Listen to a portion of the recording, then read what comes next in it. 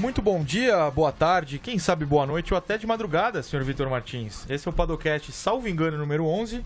Eu sou Felipe Noronha e... Fuck you. Meio concern. Valdir Bottas, assim... Arrested. É, também You're tem essa. busted. É verdade. Que manhã, que horário pra prenderem nosso querido ex-presidente. Pois bem... Vitor Martins, você que é o maior adepto do cultivo de maracujá desse país... o que você pode nos contar sobre isso, pra gente começar esse programa de um jeito leve, sem prisões? Você aprende muito. Bom dia, boa tarde, boa noite, Felipe Noronha, Rodrigo Berton, Leandro e a mim, nosso fã de LS Check. Yes. Olha, você aprende muito com a cultura do maracujá porque eu não sabia da existência de abelhas mamangavas. Não sabia que elas eram as responsáveis por levar o pólen de uma flor a outra para que o fruto maracujeiro seja produzido. Interessantíssimo, realmente é algo que eu pretendo levar para o resto da minha vida. Eu imagino sim. Muito obrigado pela informação. Obrigado. Mas tanto sobre abelhas, maracujá e botas falaremos um pouco mais tarde. Começaremos o programa de hoje com um novo quadro, porque aqui a cada semana vai ter um quadro novo. Quadro novo. E nos Estados Unidos tem uma palavra que eles usam muito, que é overreactions. Acontece uma coisa, você já leva como se fosse a maior bomba da história. Aqui no Brasil eu procurei uma tradução, eu não achei nada melhor do que imediatismo, talvez. Me ajude. Overreaction? Porque uma super reação a gente não usa. Não. Imediatismo é algo ali, sim, tá ali presente. Na nossa overreaction agora há pouco, 2 minutos atrás, ao ver o Temer preso, foi... Exato, exato. Foi isso, é isso. Pra quem não tá só ouvindo e não vendo a câmera, o Vitor fez uma cara de susto maravilhosa. É um ator, né? Nós, os atores, somos contratados pra isso. Perfeito. Em várias plataformas. Pra começar com as nossas reações malucas ao pouco que já se viu da temporada do esporte a motor, convidei uma pessoa que é especialista nisso. Pedro Henrique Marum, direto do Rio de Janeiro. Tudo bem, senhor? Tudo ótimo, Felipe Noronha, Vitor Martins, Leandro e a mim. Como estão os senhores? Muito bem, muito bem. Ele é o especialista em overreaction? Não sei, mas eu quis apresentá-lo assim. Você concorda ou discorda de tal afirmação, Marum? Eu acho que estou baixo no nível do site nas overreactions. Muito bom. Pois bem, só explicando o que vamos fazer então. Eu vou trazer a cada categoria, porque todas estão no começo. Fórmula 1, Indy, MotoGP tiveram uma etapa a cada, Fórmula E já teve 3, salvo engano, certo, Marum? 3, né? Não. 5. 5? Meu Deus, eu tô Essa aqui é a sexta. Eu sou péssimo com conta, você vê que eu sou horrível. Mas o que importa tá no começo do ano, começo das categorias. Trarei 2 tópicos de cada uma pra gente discutir se faz sentido ou se é uma overreaction, Marum. Vamos começar então com a sua, especialista em Fórmula E. Ele é especialista em várias coisas, Vitor. Se você não tinha essa consciência. O Marum. Sim, sim. É o mesmo cara com quem trabalhamos 5 anos. Sim, adoro esse menino. Marum e Vitor, vamos começar. A Fórmula E nunca vai acertar no traçado das pistas que são chechelentas. Verdade ou dá pra gente discutir? Não, eu não acho não. Não acho que sejam chechelentas, não. Eu acho que tem pista legal pra caramba pro que a categoria se propõe a fazer. Bom, eu discordo. Eu entendo que a melhor pista que a Fórmula 1 corre é do Autódromo Hermanos Rodrigues, com exceções ainda, porque ela insiste em colocar alguns desvios ali. Havia uma pista, só me corrija, Marum, acho que era Montreal, a pista canadense. A do Canadá era muito boa. Montreal. Agora, aquela de Nova York, feita no Porto, é das coisas mais tenebrosas que eu já vi na minha vida. Mas eu acho que ainda pior... Bom dia. Eu acho que ainda pior era aquela de Londres, a final da primeira temporada. Muito estreita. Aquela foi terrível. Eu entendo que a Fórmula E queira correr em pista urbana, mas assim, é bom cuidar melhor da pista, porque realmente... São Paulo pode vir aí, né, Marum? Então eu entendo o que eles pretendem fazer ali no Ibirapuera, mas é um lugar espaçoso para a pista, mas eu quero ver o que eles vão fazer para reduzir aquele espaço, porque eles gostam de fazer alguma coisa bem apertadinho, estilo Ronaldinho. Vai ser bem mais apertado do que a gente está imaginando aqui, né? Olhando para o espaço do lugar. Eu concordo com vocês. A pista de Nova York e a de Londres eram mesmo muito ruins. A de Hong Kong, apesar de muito estreita, agora que a Fórmula E virou um carrinho de bate-bate nessa temporada, ela ficou divertida. Eu achei a corrida bem divertida. Melhor do que as outras em Hong Kong. Em Paris, por exemplo, apesar de também ser muito estreita, não me falha a memória, só Mônaco é mais estreita do que Paris, também dá corridas muito divertidas. Então, eu acho que está mais para o desenho das pistas em si do que para qual é a largura dela ou não.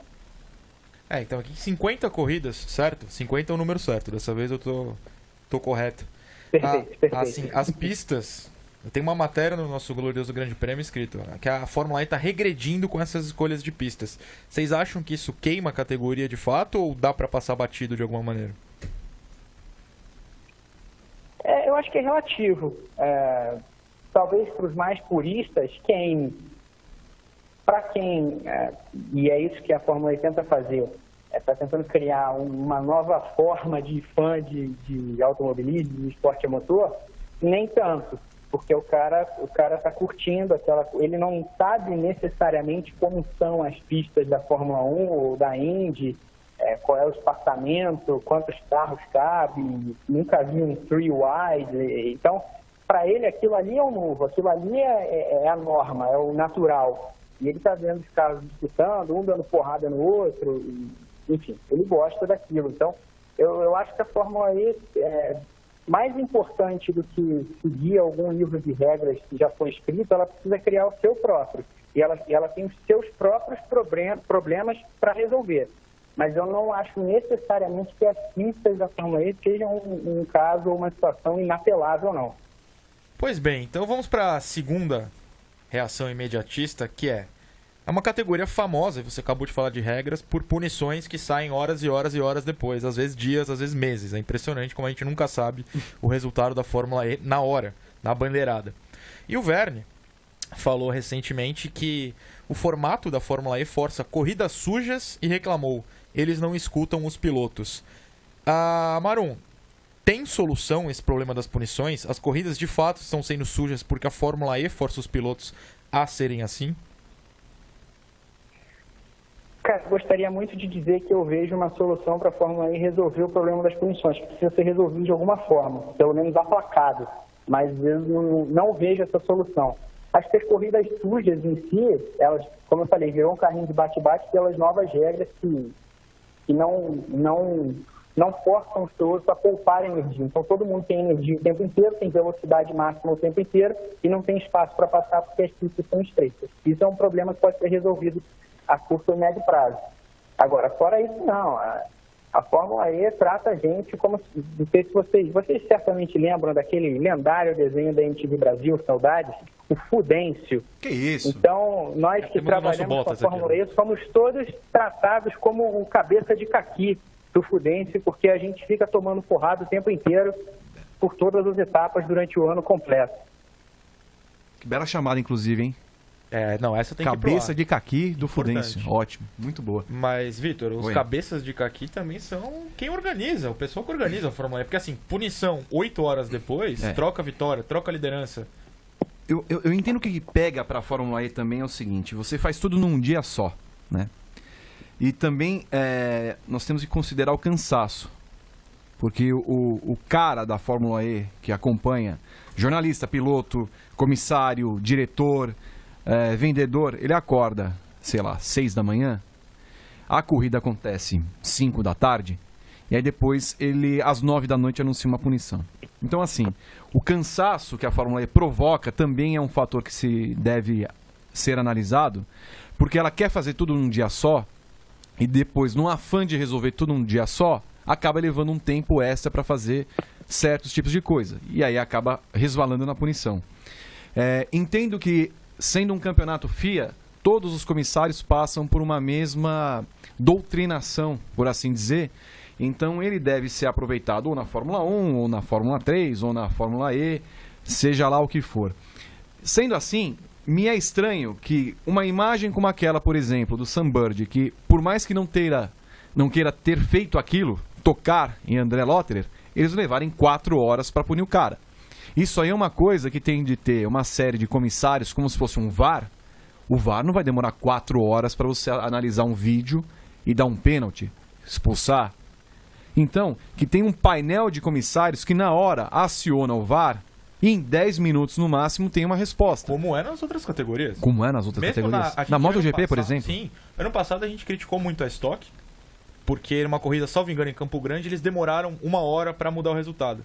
E aí teve entrada na justiça, e aí demorou mais. Mas na corrida em si, 1 hora depois, que já é um pouco longo, a gente criticou, demorou. Lá na Fórmula E demora 3, 4 horas. Não. Eu acho isso um absurdo. Absurdo.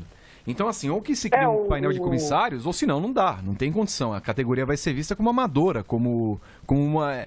Eu sempre falo, a Fórmula E chegou à corrida 50, ótimo que tenha 11 montadoras, que tenha 12 equipes, que tenha uma participação imensa de interessados, pilotos bons. Agora, ela tem que mostrar se ela vai ser um campeonato mesmo, ou vai ser um evento em que você tem lá uma série de ações de patrocinadores, promocionais, e como pano de fundo uma corridinha. Diga, Marum. Só, assim, eles não divulgaram oficialmente. O que eu acho que aconteceu com a experiência de Fórmula E que eu já tenho no último fim de semana.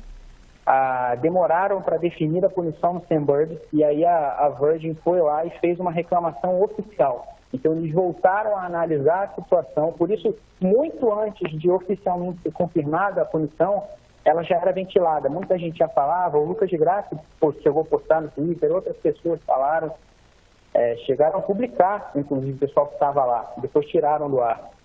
E aí teve uma nova investigação, uma nova deliberação e chegaram à punição. De qualquer forma, isso não digo isso para passar pano, porque você não pode levar 4 horas nem se tiver que ir para o STF a decisão, é impossível. O que o Vitor falou na sequência ali, depois da punição? Eu ia fazer um comentário muito interessante também, como todos os meus comentários, mas acabei está prestando atenção no programa. Eu falei a respeito de ele ter um painel de comissários, como se fosse uma espécie de VAR. Você tem lá, então assim, em 10 minutos você tem que decidir. Mesmo se você vai tomar uma punição errada, decida logo para não chegar, eu assisto a corrida, eu vejo no final da corrida o Sam Bird como vencedor. Eu saio para tomar uma cerveja, tá lá o Eduardo Mortara como vencedor. Você é a favor do VAR, Marum? Não, e aí 2 coisas, eu sou a favor do VAR. Acho que ele está pior agora do que antes de ser implantado, mas vai melhorar com o passar do tempo, com certeza. Só 2 coisas que eu ia comentar. Um caos também nesse fim de semana, o Luke Smith, jornalista inglês, lá do Crash.net, da NBC, ele acompanha a temporada da Fórmula E. E ele estava em Hong Kong. Ele postou no Twitter, mais ou menos 1h30, 1 hora antes da punição ser oficializada, que ele acordou para olhar no telefone se já tinha saído a punição e não tinha. Quer dizer, deu tempo dele sair da pista, voltar para o hotel, dormir, acordar e não tinha punição. E ainda demorou depois disso. E uma outra questão, isso sim que eu estava tentando lembrar que o Vitor falou, sobre a questão da Fórmula E ser um grande evento, isso paira muito sobre a cabeça do cara que pensou na categoria como um todo, que é o Alejandro Agag. O Alejandro Agag não é um cara do esporte. E eu digo isso no sentido de fazer eventos de esporte, porque ele criou uma categoria bem sucedida, pelo menos do ponto de vista de mercado, que fez dar certo, fez surgir interesse, fez rodar dinheiro, e tudo isso é ótimo. Mas ele não é um cara de criar eventos esportivos. E aí a gente fica vendo, a Fórmula E cada corrida parece um grande evento do David Brasil, né? É uma promoção de festa. O David Brasil, assim como o Alejandro Agag, é um grande promotor de festas, mas não de eventos esportivos. Então agora que o Agag vai ser o presidente da Fórmula E e a categoria está no mercado atrás de um novo CEO, né, um novo diretor executivo, o que resta esperar para que essa situação do evento não corrida melhore é que seja contratado um sujeito especialista em eventos esportivos, para aí sim olhar mais para esse lado sob a ótica de um especialista.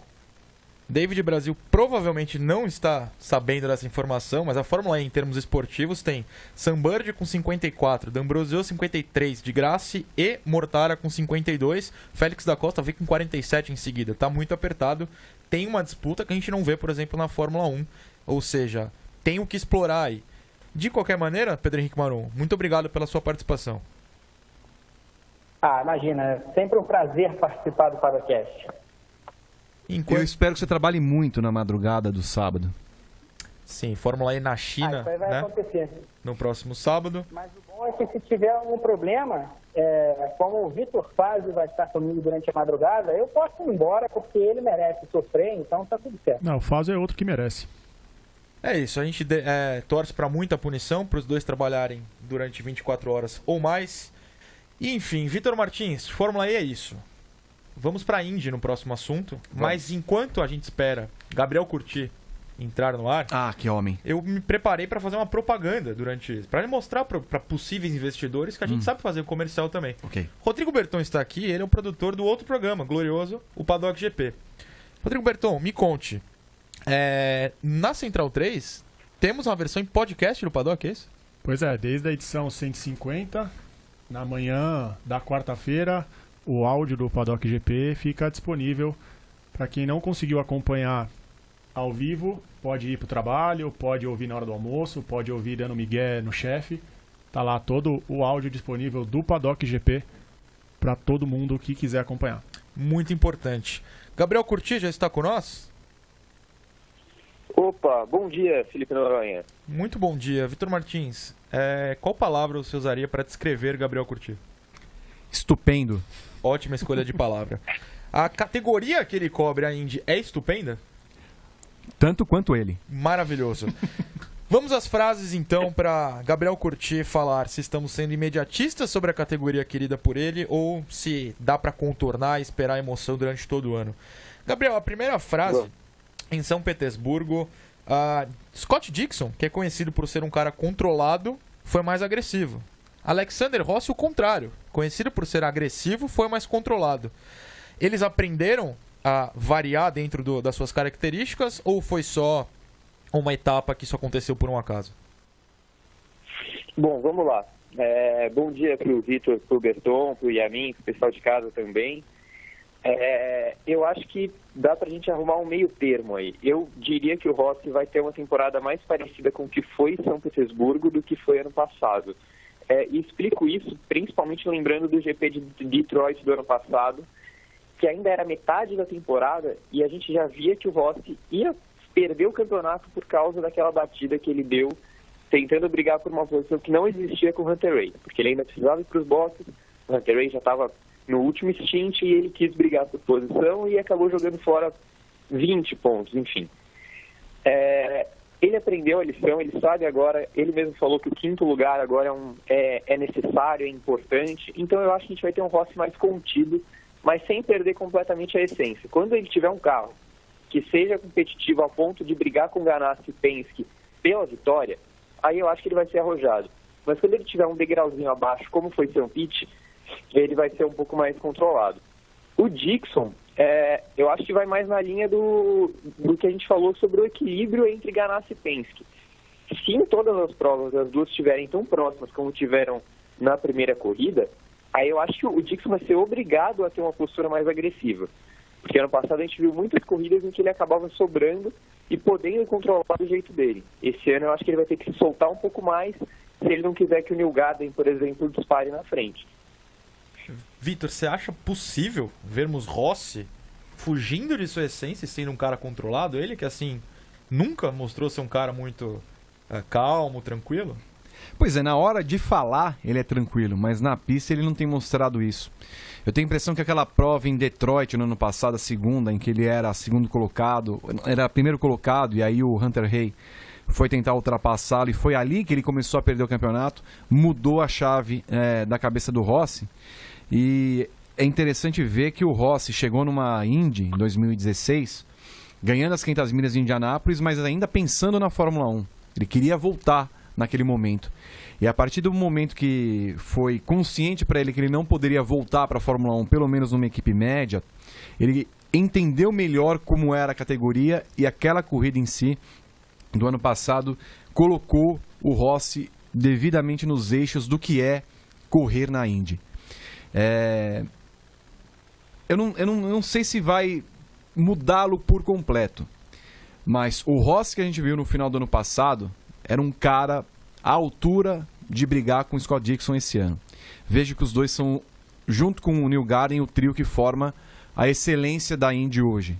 O Power, se tivesse a cabeça no lugar, já poderia ter conquistado muito mais títulos do que conquistou. O Power, se não me engano, o Gá pode me corrigir, se não me engano, ele é tetra-vice também. Então ele poderia ter conquistado muito mais coisas e ser alguém como o Dixon na categoria. Tendo esses 3 caras como excelência nas 3 principais equipes, podemos esperar muito deles. São 3 pilotos muito diferentes entre si. E ver o Rossi, por exemplo, como favorito à corrida, como o Gabriel falou no paddock da última terça-feira, concordo que ele é o favorito. E se ele acertar de vez a cabeça, correndo como ele correu no ano passado, portanto, eu tenho ele como favorito a brigar com o Dixon pelo título desse ano. A gente viu, inclusive, hoje, na manhã dessa quinta-feira, que um bivice já foi campeão. Michel Temer foi 2 vezes vice-presidente e se tornou presidente. Ou seja, Power pode partir para uma melhor, não pode? A não ser que seja preso em Toowoomba, na Austrália, tem a impressão que terá um melhor destino que o nosso douto ex-presidente. Perfeitamente. Eu gostei que o senhor também comentou uma coisa que eu puxaria como o segundo assunto da Indy, que é que o Newgarden parece ser o único capaz de brigar com o Dixon e com o Rossi. E eu vi isso, lendo sobre a Indy, pesquisando, Gabriel. O Newgarden é, de fato, o único daquela multidão que a Penske tem que pode brigar com os dois? Eu acho que o que o Vitor disse sobre o Newgarden, sobre o Power, resume bem o que eu acho dele. Inclusive foi o que a gente colocou na análise do final de semana. O Power, se tivesse atingido a maturidade antes de chegar quase aos 40 anos, né, uma coisa meio bizarra, ele já teria muito mais título na Indy. Pelo menos um tricampeonato aí, vamos falar assim.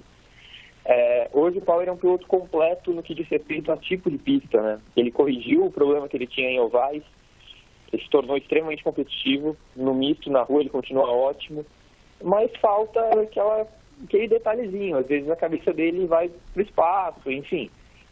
Por isso eu acho que com um carro igual do Newgarden, ele acaba ficando atrás. A temporada 2018 do Newgarden é uma temporada que é de muitos altos e baixos e não tem nada a ver com o que o Newgarden fez desde que ele chegou na Carpenter. Né? Então é um ponto fora da curva, é meio que uma temporada de ressaca pelo título. Então eu acho que o Newgarden é com certeza esse terceiro nome da disputa pelo título, se ele não for o favorito, assim, porque se a Penske estiver na frente de Ganassi e Andretti, por pouco que seja, o Newgarden vai estar na frente do Dixon e do Rossi. O Newgarden é favorito, Vitor Martins? É isso que a gente tira. Ao campeonato? Sim. Eu concordo com o que o Gabriel falou a respeito da Penske, se tiver um pouco à frente, mas eu preciso ver ainda se o Newgarden do ano passado não vai ser o mesmo desse ano. Embora tenha vencido bem a corrida da estreia, eu entendo que o Newgarden ainda tem que mostrar um pouquinho a mais, só para ver se o ranço do ano passado foi embora. Por exemplo, o ranço do Pagenaud do ano passado, pelo jeito, continua. E ele vai continuar com esse ranço e no final do ano o Roger Penske vai chegar: ô meu querido, você volta lá pra França, ou se não você vai lá pro Sports Car da vida, porque eu não quero mais... Pagenaud virada, é isso? Ah, não. Não. Estamos aqui pra isso. Sim, sim. Ele vai ser uma Pagenaud virada. O Pagenaud era um cara que estreou na Indy, foi muito bem no começo, ele veio do mundo do Endurance, foi campeão e de repente caiu de uma forma que não se esperava. Então ele é sim uma decepção. O Power estava nessa decadência toda, vinha na Penske sem conseguir nada, tal, ganhou as 500 milhas de Indianápolis no ano passado, refez o seu nome, mas a Penske hoje tem de começar a pensar no seu futuro. O Newgarden é o futuro, é o presente e o futuro. Provavelmente o Rossi vá para lá no ano que vem se o Pagenaud continuar dessa forma, que o Rossi já corre com a Penske no mundo do Endurance. E começar a olhar para um terceiro piloto que ela comece ali, ó, desde os 20, 21 anos, que eu não duvido ser aquele Pato O'Ward que vai agora começar a temporada dele pela Carlin. Bom piloto, pena que tão feinho como o Colton Herta. Meu Deus, que menino feio, Gabriel. O menino feio. É difícil. Gabriel, só para finalizar então a parte de Indy, ao ouvinte do Padocast, qual é a etapa do próximo domingo, por favor? Circuito das Américas, né? Austin, aquela mesma pista que recebe a Fórmula 1, a MotoGP, aquela mesma que o Marc Marquez ganha ano sim, ano também. A gente vai esperando uma corrida muito boa, viu? Porque a pista os pilotos até falaram sobre isso, a pista é muito larga, né? E pelo que eles puderam testar nessa temporada, simulação de corrida e tal, assim, dá para ter umas disputas muito boas. Como a gente falou aqui, o Rossi um pouco na frente do resto pelo desempenho que a Andretti teve na pré-temporada. A Harding foi muito bem também, mas é uma equipe pequena, então teoricamente ela vai ser aquele time para correr por fora com o Colton Herta, mas o Alexander Rossi é, para mim, o grande favorito pela Andretti estar um passo à frente das outras duas nessa pista. E Gá, a não ser que tenha uma hecatombe, é bem provável que seja uma corrida em que não tenha bandeira amarela, né? Porque em St. Pete não tivemos, mesmo com aquele papel da Chevrolet arremessado na curva 2, se não me engano, acho que foi na curva 2, que ficou solto ali durante 30 voltas e a direção de prova nem se preocupou em dar a bandeira amarela. A única bandeira amarela foi do Jones com Lash, né? Exato, é uma mudança de comportamento da Indy, que o Power e o Dixon, inclusive, falaram sobre isso, elogiaram. É uma Indy que quer cada vez menos ser a NASCAR, né? Ela não quer ser um festival de bandeira amarela, ela não quer tirar de quem esteja melhor o direito de vencer a corrida. E é justamente isso, né? Se aquela amarela tivesse saído no banner da Chevrolet no meio da pista, o Newgarden estava ferrado. O Newgarden ia cair para quinto, sexto, e aí um Bourdais da vida ia ganhar como ganhou em 2017 e 2018. Perfeitamente. Gabriel Curti, muito obrigado. Espero tê-lo de volta logo, pois gosto muito de ouvir sua bela voz. Tenha um bom dia. Que homem. Eu que agradeço. Abraço, amigos. Perfeito. Então, Martins, no momento, esse programa, o pessoal pode fazer o download, é claro, mas a gente faz ao vivo aqui. Enquanto esperamos a próxima convidada, na TV da Central 3, me descreva o que está passando, por favor. O nosso querido Yamin, em vez de nos deixar a par do mundo temeriano, dos angorás da vida preso, coloca numa importante competição na NHK japonesa de cachorros que ficam saltando. Eu não sei o nome da competição, na verdade. De habilidades caninas. Mas tem um nome específico, Yamin, você sabe? Eu não sei. Eu sei que o programa chama Boa Noite. Está escrito ali em cima, Boa Noite, Tóquio. Verdade. Não pode ser. Não pode ser. Eu vejo os técnicos preocupados aqui com a saúde e a agilidade canina. Tem a bandeira do Brasil ali atrás, ó. Tem uma bandeira do Brasil ali. Deve ser uma Copa do Mundo de cachorros saltitantes. Impressionante. Acho que aqui parece a Suíça, se não me engano, ó, aqueles ali. Um S, imagino eu que seja. Copa do Mundo de Habilidades Caninas. Ó, em 2018 foi. Então estamos atrasados em no junho. programa, inclusive. Pode ser em junho mesmo. Em junho. Aquilo ali é mês e ano, segundo minhas antigas aulas de japonês. Muito bom. Mas enfim, a próxima convidada já está presente, né, no famoso telefone, Vitor Martins. Pois não, quem? E o assunto é MotoGP, pois é mais uma categoria que já teve uma etapa. Natália De Vivo, calma. Tem um momento certo de entrar. Que no caso é agora. Tudo bem? Agora sim. Tudo bom, e com vocês? Desculpa, eu me empolguei com os cachorros. Você está assistindo a competição de cachorros aí? Você tem a NHK na sua casa? Não, eu tô assistindo mesmo aqui pela transmissão. Tá interessantíssimo. Dá pra ver aí, né? Muito bom. Leandra, me arruma a câmera e transmite, olha só. Tô passando ali no canto, minha cara. Foquem na competição de cachorros mesmo. Prefiro assim. Mas enfim, vamos falar do que interessa, que é Fórmula 1 não, desculpa, MotoGP, tô brincando. A Natália De Vivo, a primeira frase pra gente reagir ao imediatismo da categoria que eu lançarei aqui é: a briga não sai de Andrea Dovizioso e Marc Marques. Verdade ou exagero?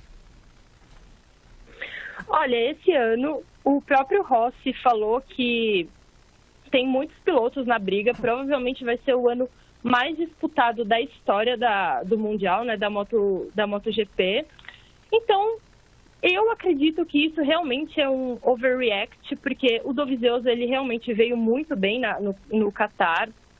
Ele, mais uma vez, venceu, conseguiu bater o Marques no corpo a corpo, né, no mano a mano.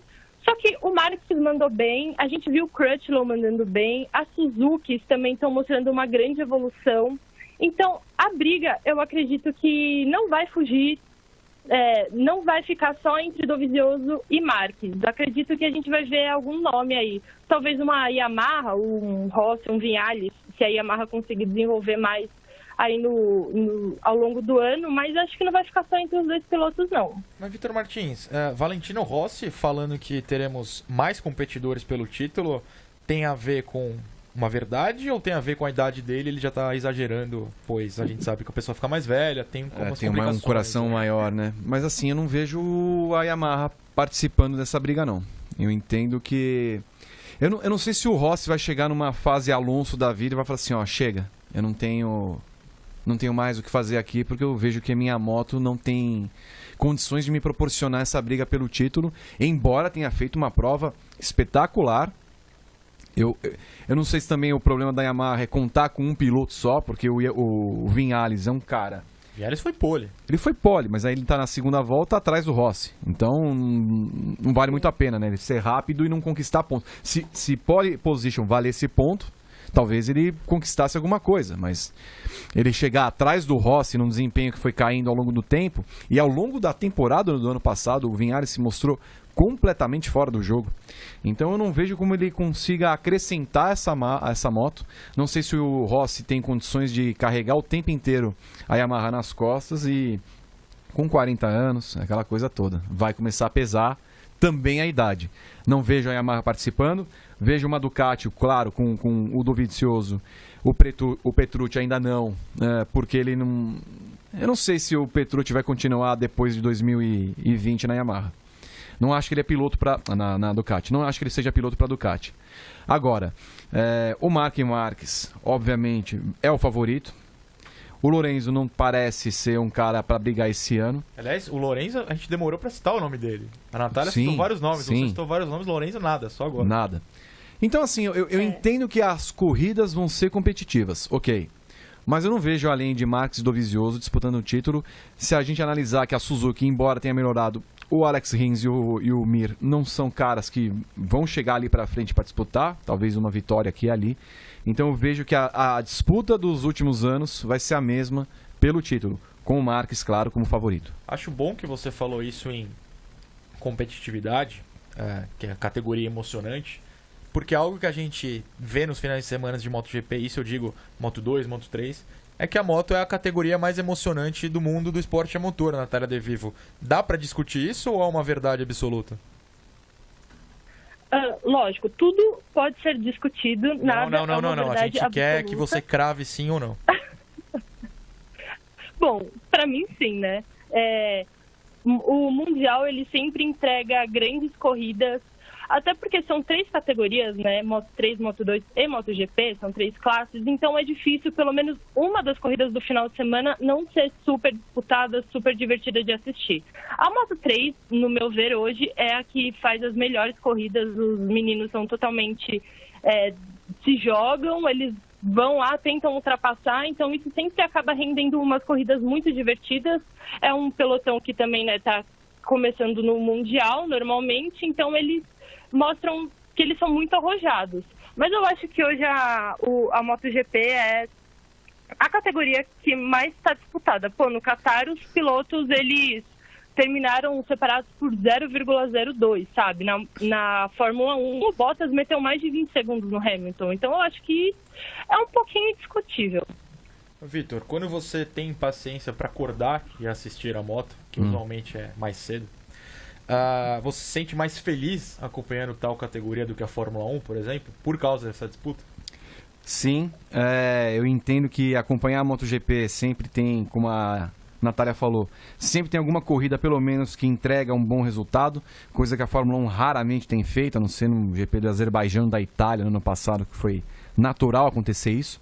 Mas e nós vamos falar de Fórmula 1, claro, mas sem querer já depreciar e já depreciando a Fórmula 1, a MotoGP está anos-luz à frente da Fórmula 1 em termos de espetáculo, de corrida, de entretenimento para o público que assiste tanto lá na pista quanto quem vê pela TV. Perfeitamente. Natália De Vivo. E é legal que a moto... Opa! Não, que você ia falar que é legal que na moto também, se não é um pelotão enorme brigando na ponta, sempre tem algumas brigas mais legais, assim, no meio do grid, assim. A Fórmula 1 às vezes também entrega isso, mas não é tão disputado tanto a troca de posição igual a gente vê. Certo. Juliana Tesser manda um recado e fala que MotoGP é a melhor categoria e não sei nem por que vocês estão discutindo. Okay, Juliana Tesser não tá de férias? Está de férias. E desmontando TVs. Desmontando TVs. Chorando com livros. Não deveria estar descansando, viajando? Mas há um descanso maior do que nos ouvir falando sobre esse esporte maravilhoso. Eu discordo. Eu acho que só melhor do que ouvir a gente falando sobre MotoGP é receber release às 6h15 da manhã no WhatsApp. De isso quem? acontece. lá. Assessores. Assessores estão mandando release 6h15 da manhã? Assessores. Deixa eu ver o horário certinho. Mas pera um pouquinho, desculpa perguntar. 6h18 em Brasília. Com todo o respeito que lhe cabe, por que não bloquear? Porque o Grande Prêmio é formado por pessoas respeitosas. Abertos ao público, abertas a novas Ao WhatsApp às 6h18 da manhã? Aí também. Não. Não? Você discorda? Seu WhatsApp não toca às 6 da manhã. Mas nunca. Entendi. Eu tô tentando ainda descobrir, porque toda vez eu coloco no Messenger do Facebook, eu coloco lá, desativar notificações. Tudo bem. Aí eu tô ontem lá, 1 da manhã, plim! Quem é o filho da puta que tá mandando mensagem 1 da manhã? E não... já tô puto. Geralmente no meu WhatsApp, quando chega a mensagem 3h50 da manhã, vem com o seu nome. Acusações e verdades. Natália De Vivo, muito obrigado pela sua participação. Espero que logo a senhora esteja de volta. A MotoGP que não tem corrida nesse fim de semana e volta na Argentina daqui uma semana e meia, certo? Exato, pra ferrar com a vida da gente, né? Porque tem que ter GP do Bahrein e moto. Não. Tudo bem, com essa revolta de Vitor Martins, divertido. Natália, se você quiser xingá-lo de volta, sinta-se à vontade. Não, é só assistir o GP da Argentina, porque ano passado foi uma das melhores provas do ano e vai ser melhor que o do Bahrein, tenho certeza. Muito que bem. Antes, então, de finalizarmos a sessão Overreactions com Fórmula 1, Vitor Martins, na qual teremos a presença dela, Evelyn Guimarães, vamos para a sessão comercial. Vamos. O briefing. Mico, o que é o briefing? Que bombou durante o último fim de semana? Espetacular. Bombou. Muito bom. O briefing é um programa que faremos pós-Fórmula 1, todas as etapas da Fórmula 1 nesse ano, sábado e domingo. Teremos a análise feita pelos especialistas do Grande Prêmio, Felipe Noronha, Pedro Henrique Marum, Gabriel Curti, Natália De Vivo, Juliana Tesser, Evelyn Guimarães, Fernando Silva, Gabriel Leopoldo Carvalho. Leopoldo. Então todos vão participar desse programa, 1 hora de duração, para falar a respeito ali, na hora do negócio que aconteceu. Vamos falar o que aconteceu na classificação e na corrida. Ou seja, o imediatismo que a gente está conversando. Exatamente. Olha que tabelinha. O único momento da história da comunicação brasileira em que há um pós-treino, pós-corrida. Nunca você teve isso, nem na Globo. Isso a Globo não mostra. Só nas corridas de madrugada, que não é tão pós, né? Que a gente espera a galera acordar pra fazer. Aí também, a gente também é filho... O plantão é duro. O plantão da madrugada é duro. Exatamente. Então fizemos 11 da manhã. Eu tenho a impressão que a corrida do Bahrein vai ser meio-dia, né? Eu acho que é no horário europeu. Não, os últimos anos foi meio-dia. Pode pesquisar aqui. Se for meio-dia, o nosso programa deve começar por volta de 2h30, 3 da tarde, para não pegar o horário do futebol também. Se confirmado meio-dia. Meio-dia e 10, né? E 10. É o novo horário da Fórmula 3 horas. Corrida noturna, né? 3 horas, nós vamos começar o briefing. 3 às 4, entregando o horário para o campeonato local. Vitor, não sei se você viu vídeos do nosso atual presidente. Não vi. Que rolou um briefing. Soletre briefing no nosso programa. O nosso programa é BRIETI. Não, FING. Eu dei a brecha, o cara BRIEFING. E assim que se escreve. Obviamente o logo vai ter, em vez de FI, F1. Sim, estamos esperando, inclusive, você fazer o... então, a escala não favoreceu. Calada. Evelyn Guimarães, você vê que eu tô no meio de uma discussão aqui. Me salve. Muito bom dia. Bom dia, rapazes. Percebi, viu, Noronha? Você não tá num bom lugar aí nesse fogo cruzado, mas você é valente pra se defender desses dois aí. Bom dia, rapazes. Bom dia a todo mundo que tá acompanhando a transmissão desse lindo programa. Eu escolhi a pior cadeira do estúdio. Eu estou arrependidíssimo. Semana que vem não irá se repetir isso. Mas, pois bem, Evelyn está aqui, Vitor, Berton e a mim, para falar dela. Da Evelyn mesmo? Não. A Fórmula 1 que voltou no fim de semana. Caso queiram falar dela, a Evelyn Guimarães não tem problema. Pode falar também. Posso falar que mulher, não é mesmo, Evelyn Guimarães? 11 anos no site, ou 12? 11. 11. Que mulher? 11 nesse ano. Ah, que maravilha. Obrigada. Nada. Obrigada. Muito bom. Sabe quem eu acho que não vai durar, ou todo mundo achava que não iria durar 11 anos na Fórmula 1? Quem? Valtteri Bottas. Ele. Mas agora, reagindo aqui ao extremo, a gente pode falar. O homem veio para brigar pelo título, estávamos todos errados, vai durar, vai renovar o contrato com a Mercedes. é campeão do mundo, melhor que Hamilton, melhor piloto da história? Ou há um exagero nisso tudo? Não, exagero, né? Super exagero. Não há um apenas, mas continue, Evelyn. Desculpa. Não, sim, exagero, imagina. É claro que foi uma surpresa para todo mundo, e acho que até para ele foi surpreendente a forma como ele dominou a corrida e tudo mais, mas eu não vejo o Bottas assim tão forte, tão consistente, a ponto de disputar um título, por exemplo, e ganhar o título, né? Porque a gente tem a Ferrari ainda dessa confusão, apesar de ter sido uma confusão de desempenho da Ferrari lá na Austrália, a Ferrari vai vir forte ainda. Eu acredito que o Max Verstappen também vai dar um tempero aqui e ali, então assim, não é eu acho que é um exagero ver o Bottas tão forte a ponto de ameaçar o Hamilton. Eu tenho a impressão que se Bottas, pica-pau de polainas, como definiu a Natália de Vivo no nosso Paddock GP, só se o Bottas louco estiver louco a temporada inteira, a gente pode esperar isso daqui. Porque a Mercedes vai dar um jeito. Já deve ter, inclusive, conversado com ele nesse meio tempo. Ó, escuta, gostei, foi muito bom, 20 segundos, tá, mas ó, você desobedeceu a gente, né? Falei pra você não conseguir ir lá, volta mais rápida e tal. Você foi lá, fez, não, achei bonito e tal. Mas ó, menino, não faz assim, tá? Fica calmo, bebe uma vodka, comemora bastante, você merece, tem 2018 ruim. Mas tá, ó, então nós temos uma ordem aqui, tá? Você não pode esquecer que ali do outro lado da garagem tem um cara que ganhou 5 títulos, tá? Assim, mal ou bem é melhor que você. Então, assim, vai com calma, vai tranquilo, tá bom? Bom garoto. Tem um ex-amigo meu, ex-amigo, a gente acaba certas amizades porque o pessoal às vezes vai pro lado errado da vida, né? Ah, é? Eles fazem escolhas estranhas. E curiosamente, até onde eu sei, ele mora na Austrália hoje em dia, que foi o palco da gloriosa vitória do Bottas. E ele fala que sempre que alguém exagera e do nada explode assim, virou machinho. Virou Bottas machinho? Virou machinho? Ah. Isso aconteceu? Ou é um exagero dele também? O Bottas ainda é um gatinho quieto? Foi só um momento de explosão? Eu não sei, assim, eu vou discordar um pouco do Vitor. O quê? Porque eu acho que a Mercedes... É isso mesmo que você ouviu. Eu acho que a Mercedes tem ela é um pouco diferente da Ferrari. Assim, porque a Ferrari ela precisa realmente ter um primeiro piloto, isso a gente sabe, é histórico, há anos é assim que tudo mais. A Ferrari tem um chefe que responde a uma empresa, então é outro tipo de administração. E a Mercedes não, o chefe da Mercedes está ali, ele não responde para ninguém, né? O Toto Wolff toma as decisões dele e ponto final, né?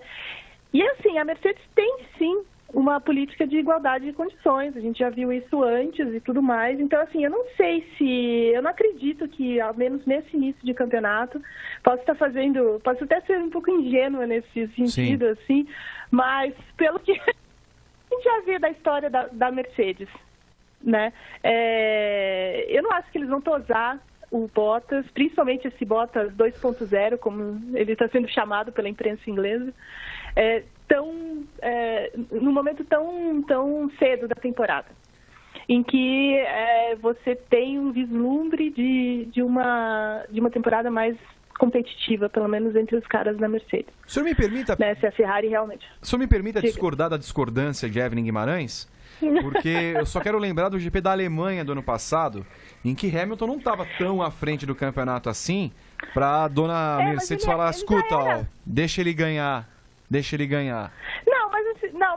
Mas aí já havia um cenário, né, Vitor? Já havia um cenário em que o Hamilton estava liderando o time, estava liderando...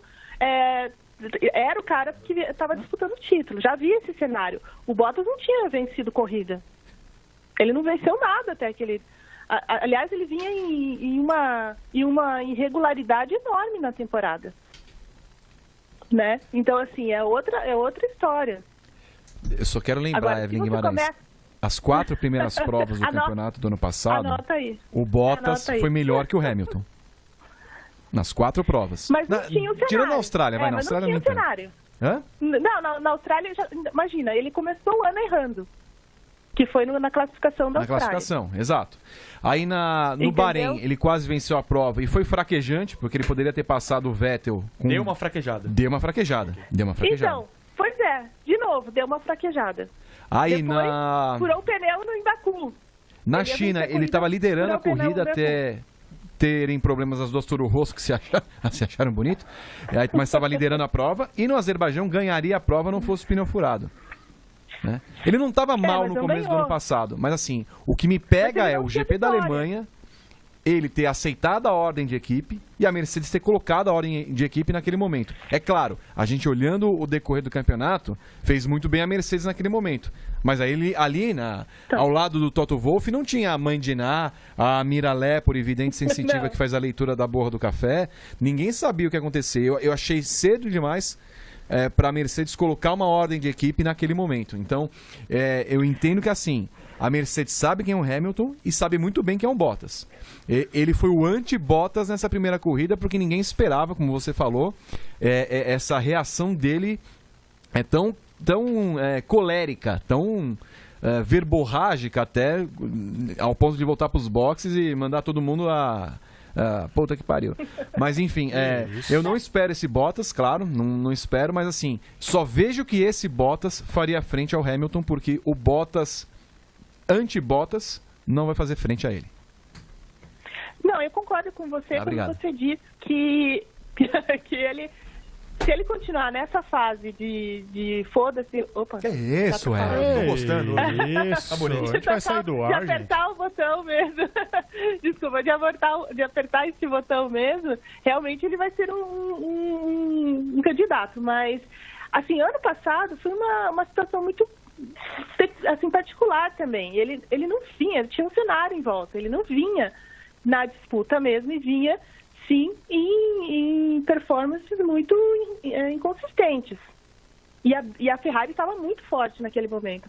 Então, a Mercedes teve que fazer uma escolha. Mas não acho que isso possa acontecer de novo. Se o Bottas continuar com apertando esse botão o resto do ano, por exemplo. Entendeu? Então, acho que a chance de você ter uma briga interna é muito maior na Mercedes do que acontece na Ferrari, por exemplo. Ou na Red Bull até. Gosto muito que Bottas nunca foi tão falado na história da humanidade. Criando discussões calorosas nesse programa. Estou muito feliz com o meu finlandês, viu? Hoje é o melhor finlandês da Fórmula 1? Não. Ok. E me continua por merecimento. Vocês falaram bastante da Ferrari, mas eu vou guardar a Ferrari para a parte final do programa. Eu vou pular então para a segunda frase ser da Renault. E claro que aí, sendo da Renault, tem que ter Ricardo no assunto. E aí aquela reação depois de uma corrida em que ele mal andou é falar que ele errou ao acertar com a Renault, até porque a Red Bull foi ao pódio com o Verstappen. Errou ou ainda é cedo para falar, Evelyn? Eu acho que é cedo para falar. Eu acho que é cedo. É claro que assim, aí o Ricardo seria muito ingênuo de achar que a Renault iria começar o ano à frente da Red Bull. Não. Porque a Red Bull tem uma estrutura enorme por trás, uma engenharia afinadíssima. O motor Honda já tinha dado assim, a forma como a Red Bull vinha trabalhando com a Honda já dava sinais de que ia dar um passo à frente nesse ano, então assim, seria uma ingenuidade dele. Acho que ainda é cedo para falar isso, acho que tem toda uma equipe grande por trás, uma equipe de fábrica. Eu acho que o único ponto fraco da Renault mesmo é o chefe da Renault. Eu acho que esse cara é o cara que pode fazer eventualmente o Ricardo se arrepender da escolha que ele fez. Mas não a equipe em si, o potencial que a equipe tem. O nosso querido Abiteboul, eu vou pedir para que o Vitor, que está louco para comentar sobre ele, guarde, porque eu sei que você gosta muito, ele é fã de Abiteboul, porque o tema final do Paddockcast terá o envolvimento dele. Mas ficando no Ricardo, Vitor, foi flagrado pela transmissão o pessoal levando faixas de que Ricardo não precisava de asas, pois a Red Bull, remetendo ao slogan da Red Bull, que todos conhecem, aparentemente ele precisa, né? Nossa, ele que deu uma voadinha ali, né? Então, quando ele passou... Principalmente da dianteira, né? Sim. Então, fez falta. A gente fala até também no Paddock GP, enquanto o cachorro aqui faz exercícios. Esteira para cachorro. Exato. Meu Deus do céu, ok. Climatizada. É bom. Melhor que a Smart Fit. o nosso Ricardo, ele tem um problema na Austrália, tal qual tinha o Barrichello aqui no GP do Brasil, né? Acho que ele se empolga demais, ele sempre acaba tendo alguma coisa, algum problema, ou quando termina, acaba tendo punição. É claro que o Ricardo não saiu da Red Bull achando que a Renault já fosse alcançá-la na transição de um ano para um outro. Mas, claro, eu vou guardar o nosso querido Sergio Abiteboul, mas a Renault decepciona. A Renault começa no mesmo patamar do que começou no ano passado. Não abaixo? Ou pelo menos perdendo espaço, tendo um espaço mais apertado com o Haas, por exemplo? Pois é que a Austrália é tão peculiar que a gente acaba tendo aquela visão como se fosse já o todo, né? Mas estamos aqui para isso. A Ferrari, por exemplo, não creio que a Ferrari esteja 30 segundos, 50 segundos atrás da Mercedes. Tal qual não acho que a Renault esteja tão atrás, por exemplo, da Haas assim. Eu quero ver a corrida do Bahrein para ter uma visão mais apropriada. Agora, você começar de novo com o cara que tem liderado a Red Bull nos últimos anos, com o mesmo resultado que ele sempre tem, sétimo, e não sai daquilo, sétimo, sexto, sétimo, oitavo. Tá? Então, assim, dá a impressão que é aquela coisa. Você tem uma Fórmula 1A destacada, com as 3 primeiras equipes, uma Haas que começa bem e que me surpreende, por exemplo, pelo fato de não ter feito uma pré-temporada boa, nem mesmo confiável, e aí uma Renault que parecia ter se aproximado, pelo menos nos tempos, e tá lá para trás. E parece que não evolui. E muda o regulamento e não evolui. E fica. E aí nós vamos ficar naquela discussão. A Renault vai continuar na Fórmula 1? A Renault vai continuar com o mesmo chefe? A Renault vai ser quem? Quem que ela precisa trazer como piloto, eventualmente, para fazer com que ela seja uma equipe de ponta? Porque se trazendo o Ricardo e ele tendo essa combinação de voo mal na Austrália e um carro que não é bom, ela não vai sair do lugar nunca. Então é melhor que a montadora reveja todos os conceitos e planos e caia fora da Fórmula 1. Evelyn, o Vitor falou dessa do Hülkenberg, da Renault, sempre sexto ou sétimo. E curiosamente, durante a semana, eu fiz uma nota no site sobre o Hülkenberg. E sabe quantas vezes ele foi sétimo na Fórmula 1? Não sei, mas um monte de vezes. 17 vezes. Umas 8. Não, 17. Eu ia citar umas 15 vezes. Sabe qual a única posição que ele chegou mais vezes do que em sétimo? Sexto? Sexto, 18 vezes. Oitavo? Sexto, 18 vezes. É assim, é um padrão. Eu estaria cansado. Eu já teria largado. Eu prefiro andar lá atrás e tentar fazer um milagre. Oitavo ou nono. É muito chato. Muito chato. Enfim. Evelyn, a Fórmula 1 só volta daqui 2 semanas, no mesmo horário da MotoGP, ou seja, a redação inteira estará sem dormir daqui 2 domingos. Vai ser um fim de semana divertido, certo? Ai, mãe. Certo. Eu acho que o GP do Bahrein vai mostrar um pouco, vai dar um pouco de nitidez para esse início de campeonato, porque a pista da Austrália é muito única, né? Muito particular e enfim, ela não traduz muito o que foi a pré-temporada, nem a divisão de forças. Então, lembrando que a Ferrari anda bem, costuma andar bem lá no Bahrein. Então, foi lá no Bahrein também que a Mercedes teve uma das maiores disputas pela vitória entre o Hamilton e o Rosberg em 2 anos seguidos. Então, também é uma pista da Mercedes. Acho que lá a gente vai ter um pouco melhor essa condição da Ferrari, que saiu da Austrália sem saber o que tinha acontecido, o que tinha atingido. Então, acho que esse GP do Bahrein vai ser mais interessante do ponto de vista, assim, aonde essas equipes estão mesmo. É uma pista de verdade, apesar do horário que a corrida vai ser disputada, mas é um autódromo mesmo, então tem características mais gerais para que a gente possa tirar uma conclusão melhor dessa Fórmula 1 2019. Muito bem. Evelyn, muito obrigado por mais uma participação fantástica. Vitor, elogie a Evelyn, por favor. Obrigada. Evelyn, você está hoje retumbante. Nem tanto, mestre, nem tanto. Está fascinante. Nem tanto, mestre, nem tanto. Está contagiante. Nem tanto, mestre, nem tanto. Opa. Zezé Macedo. Obrigada. Eu não sei o que falar, Evelyn. A senhora pode se despedir porque eu tô perdido. A dona Bela. Você só pensa naquilo. Muito bem, senhores. Vamos para a parte final do programa, então? Vamos. Para a parte final. E eu separei um tema Que agora é uma sessão diferente e um tema pra gente discutir. Pois não. O tema é chatice. É um bom tema, você acha? Ah, por isso que eu vim? Sim. Olha Exato, só, não, exato. jamais. No meu julgamento, que provavelmente é errôneo, mas essa eu tô com plena convicção, a pessoa mais chata do mundo do automobilismo hoje, ou do esporte a motor em geral, se chama Sebastian Vettel. E por isso eu dei uma segurada em falar da Ferrari na questão das reações. Mas não que ele seja uma má pessoa, eu tô xingando o Vettel, não. É porque ele anda reclamando muito. Não sei se o senhor concorda. Eu separei aqui. Primeiro ele deixou claro, quando começou a discussão sobre o Leclerc para a Ferrari, que ele queria o Raikkonen. Deixou claro. Depois, quando teve os testes de Barcelona, a Ferrari andou bem. Chegou na Austrália, ele falou que a primeira reação foi, tá claramente lenta. Depois do treino de classificação, deveria ser melhor. Parece que ele chegou a falar que perdeu a confiança no carro. Pra mim essa foi a frase até mais forte. Parece que ele nunca tá satisfeito. E ele não fala dele. Ano passado ele perdeu o título, não só por causa do carro. O carro da Ferrari era bom. Também tem muito envolvimento dele, a gente discutiu isso bastante ano passado. Por que o Vettel tá reclamando tanto? Ele tá reclamando, tá chato ou eu tô exagerando na minha visão? O Vettel sempre teve um pezinho ali na queixa, né? Mas eu não sei se... Eu concordo que ele é chato. Às vezes ele pega no pé, reclama demais. Mas não saberia mensurar se ele tá lá no top 5 da chatice. Se é que isso considera também outras pessoas além de pilotos. Considera ou não? Considera, porque eu separei aqui uma listinha. Então tá. Eu fiz uma prévia com o pessoal da redação. Darei os nomes, já que você falou de top 5. Porque eu colocaria Helmut Marko como o mais chato. Então. Eles não citaram esse. Não? Vou dar um exemplo. Absurdo. Aí você pode comentar. Tá.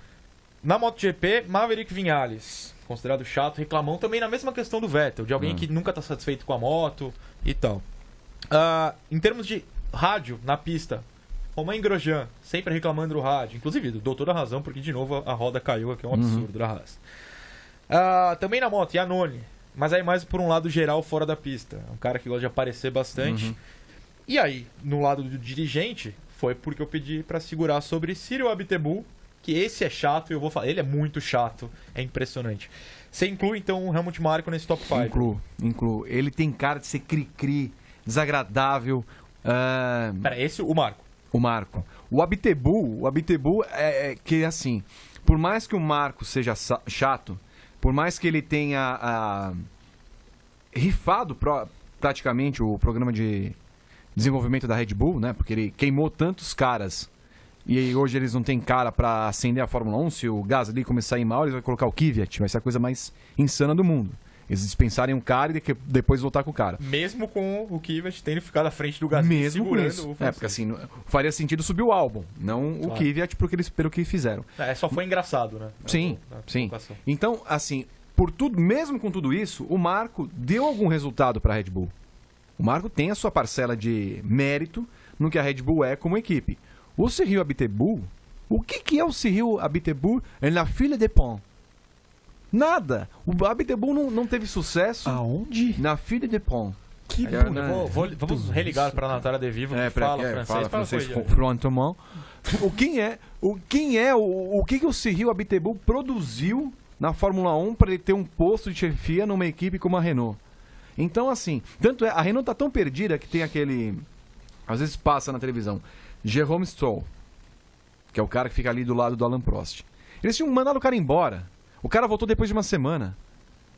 Então, como assim? Não dá pra entender. Então, assim, eles mandam um cara que volta uma semana. Eles têm um cara que só reclama. Antes aqui de entrar no ar, o pessoal, o Yamin e o Berton estavam falando a respeito do documentário da Fórmula 1. Eu tô no primeiro capítulo ainda. Não terminei o resto. O Yamin tá no terceiro, né, Yamin? Quarto. E o Berton já viu inteiro. Eu tô no quarto, eu não tenho TV na sala. A mesma praça. Oi! E eles estavam falando que tem a briga que mostra o Christian Horner com o Cyril Abiteboul. Então, assim... Qual delas? Porque tem a do dedão famosa, mas tem várias. Assim. A principal é a briga que a Red Bull deixou o motor Renault e depois a Renault foi lá e tomou o Ricciardo. E tem antes daquela reunião da coletiva deles... Pode soltar um spoiler? Pode. Pode, né? Que o Horner pergunta pro Abiteboul se ele tem dinheiro pra pagar um piloto e fazer um motor. E o Abiteboul fala, não, a gente tem muito dinheiro. Agora eu já sou contra ele. Você falou essa do dinheiro, eu já sou muito contra. E o Horner tá com uma cara de nádega enorme nessa história. E pra mim é o ponto alto da série. Eu gosto muito da treta dos dois, a novelinha Malhação.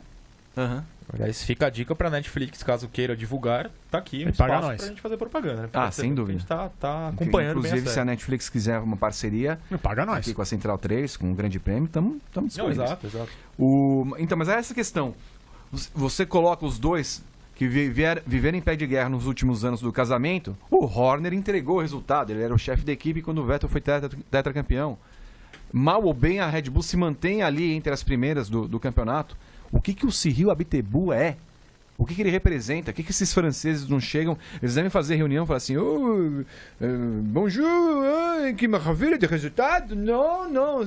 Tá lá o Cyril Abiteboul lá com aquela cara de besta que ele tem. Eu acho que a maior mágoa do pessoal da Renault com a Red Bull é que a Red Bull é uma marca. Eles falam isso mesmo, a Abiteboul fala. Eles são uma marca de energético e andam na nossa frente. A gente é uma das maiores fábricas de... Fica a dica então, porque a Haas, que agora tá com a Rich Energy, certo? Que é uma marca de energético, também andou à frente da Renault. Então já são duas marcas andando à frente. Por que não faz uma parceria com a Dolly Energética? O problema deles é que eles não fazem um carro bom. Eles têm um motor que deu 4 títulos seguidos pra Red Bull e não fazem um carro bom que ganha corrida. Mas esse é o meu ponto. Agora, e ganharam corrida com o motor Renault no ano passado. E analisa. A Williams chega e escuta, por que nós estamos tão mal? Por que nós não participamos? Primeiro que assim, uma equipe que chega em 2019 e fica fora 2 dias dos treinos, quem é o responsável por aqui? Você não vai ganhar parabéns pelo seu desempenho. Você vai ganhar um cartão... Putz, mas é a Claire Williams, filha do dono. Porra, sinto muito. Uma operação dessa que envolve quase bilhões o ano inteiro para chegar no final... Pô, em 2018 eles já eram a pior equipe. Então, assim, não tem o que fazer com aquele carro. Começa a trabalhar em cima do carro de 2019. Aí chega, toma 2 dias sem treinos. Toma 5 segundos nos treinos livres da Austrália. O Kubica toma 3 voltas. Russell 2. O Kubica fala que tem vontade de dar risada. E me incomoda porque eu não vou lembrar quem falou. Mas a Williams declarou que eles já estavam trabalhando há meses. Pois é. Eles tinham feito essa... Tamo mal, vamos trabalhar em 2019. Aparentemente não. Mas enfim. Sim, não, e aí aconteceu isso. Então não faz o menor sentido. A Renault a mesma coisa. Renault que tem grana pra um cacete. Putz, vamos manter esse Cyril Abiteboul aqui. Ótimo histórico. Espanha, casamento com a Red Bull. Não faz a Renault ser além daquela quarta força. Não tem o que fazer. Não adianta. Assim, vamos dizer que por trás dos panos ele é um gênio da Fórmula 1. O cara é um... O Abiteboul? Não, vamos dizer. Só que aí você tem um piloto novo que pra mim tá no top 4 do grid, que é o Ricardo. Aí a gente pode discutir se tá ou não, mas eu gosto muito dele. Pós a primeira corrida, em que o carro quebra rápido, ele fala, o Abiteboul, não, paciência pro menino esperto. Com aquela ironizando o novo piloto dele. Se eu sou o Ricardo, eu já falo, pô, fiz besteira e vou embora. Né? Porque assim, não é possível ser ofendido com uma corrida. Exato. Entendeu? E por um cara que é incompetente do jeito que ele é. Eu também teria essa mesma reação, falar assim, escuta, se é assim que eu vou ser tratado, pode rasgar meu contrato, fico um ano sem correr. Em 2020 eu me arrumo. Chama o Palmer de volta, né? Não vamos exagerar. Mas esse é meu ponto. O Abiteboul, ele parece, mesmo que ele for muito... Se ele for muito bom no que faz e não parece ser, ele é chato no que fala. Mas tá certo. Em termos de dirigente, é ele. Em termos de piloto, alguém disputa com o Vettel esse posto no momento? Não, o Grosjean acho que é bem mencionado. Fale por quê. E o Magnussen também. O Magnussen, aliás... Você sabe que ano passado a gente estava em Interlagos, a gente fez uma exclusiva com o Magnussen e uma exclusiva com o Grosjean. Tem o Hülkenberg. Então, o Grosjean foi extremamente simpático. Acho que o problema dele é reclamação ali com a equipe. O Magnussen, ele tava de saco cheio de toda a pergunta, mas ele respondeu. O Hülkenberg não. O Hülkenberg, mesmo não sendo uma exclusiva, ele foi extremamente mal educado. O Hülkenberg não é chato, ele é mala. Sim. É diferente, ele é mala. Porque assim, o Hülkenberg também não conquistou nada além de 7º lugares e... tem uma pose e uma banca de, nossa, não me toques. Acho que ele carrega muito a vitória dele em Le Mans. Como não sei, acho que ele é mala mesmo. Piloto. Agora, chato, que putz, você tem e fala assim, cara, eu não quero ter a companhia desse cara, que deve ser realmente... O que eu fiz, cara? Então, além de ser Berton, eu acho que o Magnussen, que ninguém gosta dele. Eu não tive nada contra, ele só não estava muito afim de estar ali, mas quando a gente acertava a pergunta, ele se empolgava e dava respostas. Vimos coisas piores na Fórmula 1. Ele fazia umas caras que vão embora. Mas ele ficou. Foi interessante. 30 minutos, né? Falou bastante. Bastante tempo. Pra finalizar então, Ferrari, que a gente não comentou sobre pista, só uma pergunta para o senhor, Vitor. Pois não. Leclerc aprendeu, então, a gente discutiu isso semana passada aqui, que ele não vai ter chance esse ano mesmo, né? No sentido de não adianta nem andar mais rápido. Ele foi ingênuo em ter perguntado aquilo. Claro, saiu com moral ali dentro da equipe, Mattia Binotto, Sebastian Vettel e tal, mas já dá pra ver que assim, ele vai fazer isso o ano inteiro e toda vez que ele largar atrás do Vettel, ele vai ter essa barreira de não conseguir disputar a posição com o Vettel. Agora, a questão vai ser, se ele largar à frente, ele vai ter que abrir ou não? Então é o que fica para a próxima etapa. É o que fica para a próxima etapa. Pois bem, deu 1 hora já de programa? Já acho que mais. 1h e 6 minutos. 1h e 6. Tentei. Está estourando o programa. Estourando, infelizmente pagaremos uma multa. Mas é assim, peço até o Berton que está no Twitter para perguntar, talvez faça uma nota depois, aos ouvintes. Quem é a pessoa mais chata do mundo do automobilismo? Já Vettel? perguntei. Abtebu? Eu? Vocês? Flávio Gomes? Sim. Quem é? Não sabemos, mas a resposta virá dos senhores. Vitor e a mim, Berton, aos convidados que também participaram. Muito obrigado por mais um Padocast. Algum comentário final ou podemos nos despedir? Não. Tchau.